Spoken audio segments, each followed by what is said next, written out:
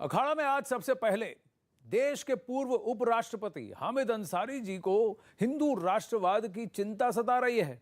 उनका मानना है कि देश में राष्ट्रीयता को लेकर विवाद पैदा किया जा रहा है और देश में असुरक्षा का माहौल बनाया जा रहा है। पूर्व उपराष्ट्रपति का यह विवादास्पद बयान एक अंतर्राष्ट्रीय मंच से आया है। हामिद अंसारी का मानना है कि देश में एक धर्म के लोगों को उकसाया जा रहा है और असहिष्णुता को हवा दी जा रही है। जाहिर है हामिद अंसारी के इस बयान का विरोध होना था और वो शुरू भी हो गया है, लेकिन सरकार के विरोध की धुन कुछ नेताओं पर ऐसी सवार है कि वो हामिद अंसारी के इस विवादास्पद बयान के समर्थन में भी खड़े हैं।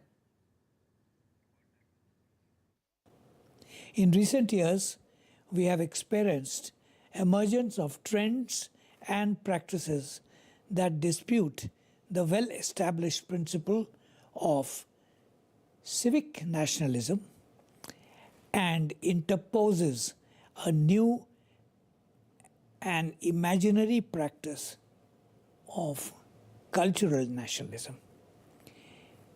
It seeks to present an electoral majority in the guise of a religious majority and monopolize political power. It wants to distinguish citizens on the basis of their faith, give vent to intolerance, insinuate otherness, and promote disquiet and insecurity.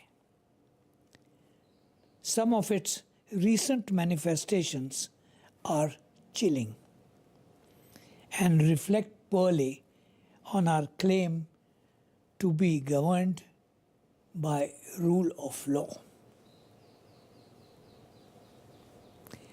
Why have segments of opinion in a plural society with a long tradition of accommodation of diversity decided to question it in favor of a unilateral and distorted reading of its past?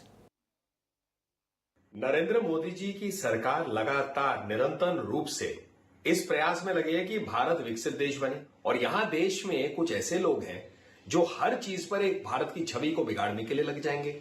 विदेशी मंच पे बैठ के ऐसे दिखाएंगे जैसे भारत के अंदर में एक बहुत खराब माहौल बन गया है। प्रधानमंत्री जी विदेश जाते देश की छवि सुधारने के लिए, और कुछ लोग का एजेंडा होता है कि विदेश में जाकर भारत की छवि को धूमिल करने के लिए।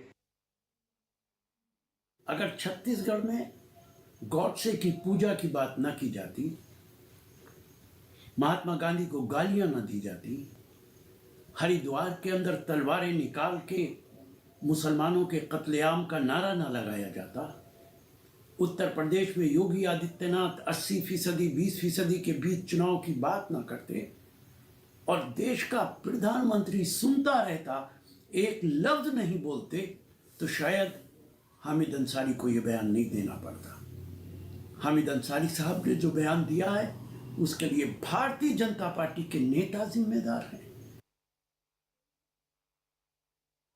पे सबसे ज्यादा बंटवारा अगर किसी ने किया, किसी उपराष्ट्रपति ने किया, अपने पद पे रहते हुए किया, तो ये हामिद अंसारी थे। ये पूरा देश जानता है। और ये आदमी कहता है कि धार्मिक आधार पे बंटवारा हो रहा है। मुझे बोलना नहीं चाहिए क्योंकि इतने महत्वपूर्ण पद पे रह चुके हैं, लेकिन उनको अपनी गरिमा नहीं है तो वो पद की गरिमा क्या समझेंगे। हिंदू राष्ट्र अगर इस देश को बनना होता तो उसके लिए हामिद अंसारी से इजाज़त लेने की ज़रूरत नहीं है। कब का हिंदू राष्ट्र बन जाता? आज से 8 साल पहले 2014 में मोदी जी एब्सोल्यूट मेजॉरिटी से आए थे, तभी हिंदू राष्ट्र बन सकता था। अपनी पे आ जाए तो हिंदू राष्ट्र बनने में यहाँ पे कितना देर लगेगा? 2 मिनट नहीं लगेगा। एक बार भारत हिंदू राष्ट्र बन गया तब इसे सेकुलर राष्ट्र कौन दल बनाएगा? जरा बता दें हामिद अंसारी को।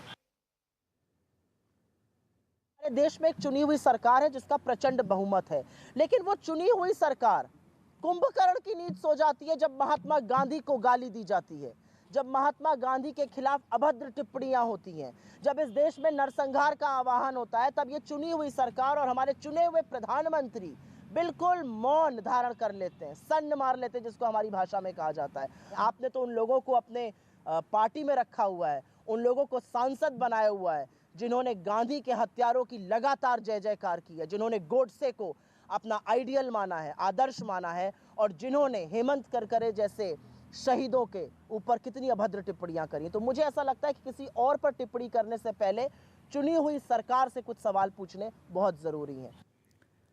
तो सुना आपने, हामिद अंसारी के ऐसे विवादित बयान का भी कुछ लोग समर्थन कर रहे हैं। खैर, आपको हामिद अंसारी का इस बयान का असल मायना समझना हो तो आपके लिए ये जरूर जानना होगा कि आखिर हामिद अंसारी ने ये बयान दिया कहां पर है, किस मंच पर दिया है, किन लोगों के बीच दिया है, और कैसे आप सच जानने के बाद समझ जाएंगे कि हामिद अंसारी जिस मंच पर बोले वो था ही भारत विरोध के लिए।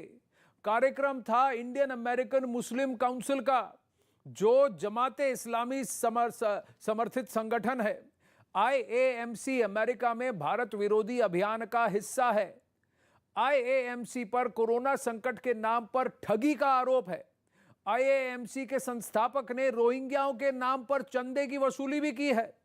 IAMC के प्रमुख सदस्यों ने ICNA का भी नेतृत्व किया है। ICNA संगठन अमेरिका में जमाते इस्लामी पाकिस्तान का विंग है।